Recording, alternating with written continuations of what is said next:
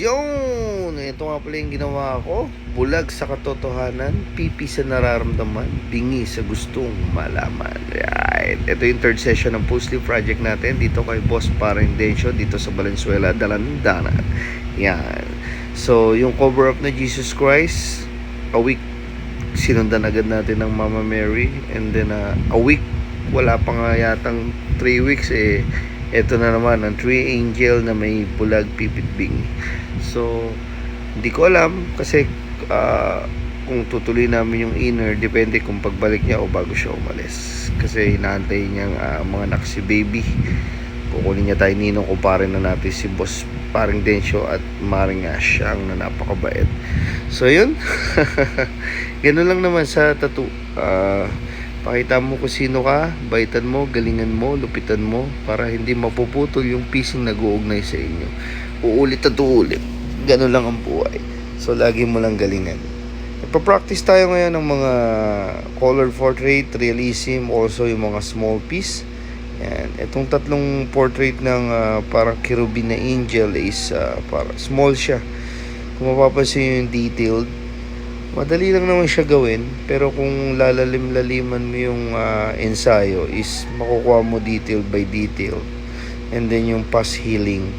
Usually kasi madali magtattoo, mahirap magpagaling. So nandun tayo sa proseso na gusto nating gumaling, gusto nating mag-improve better than yesterday, kaya natin tayo ng mga seminar.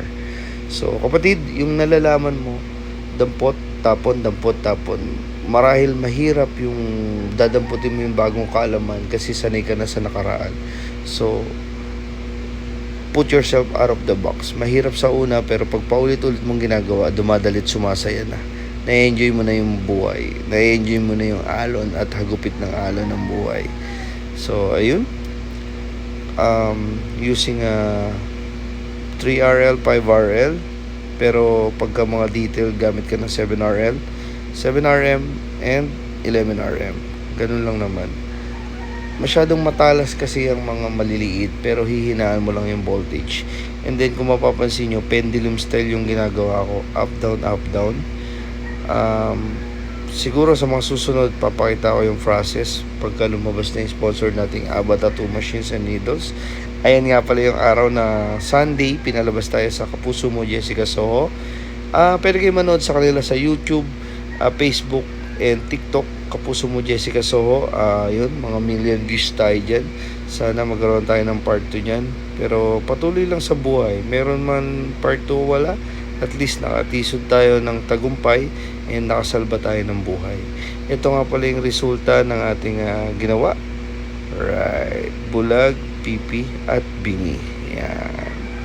Mapapansin nyo yung detail. Hindi naman siya sobrang ganda, pero naniniwala akong mas maganda siya sa mga gawa ko before.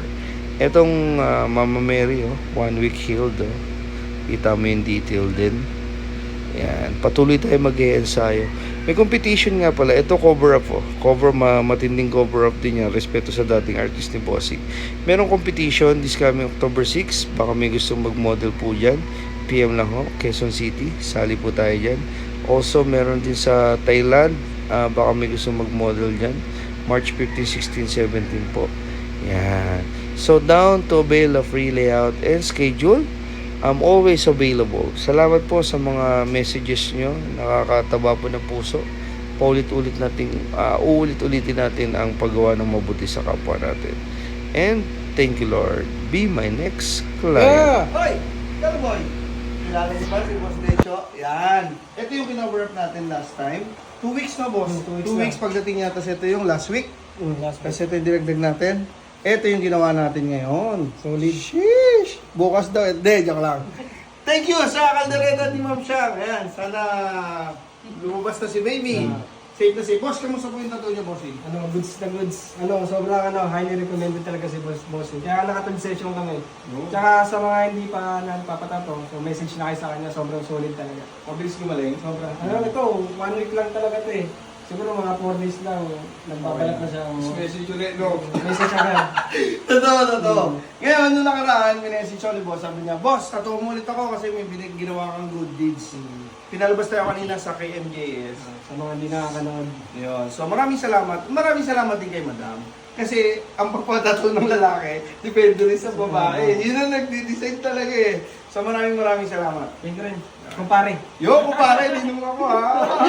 Be my next client, may always on the go 24/7 who's next. And thank you Lord. Salamat po sa mga hindi nakanood, kay MJS, Jessica Soho, naka-post po yan. Ma'am, maraming salamat po.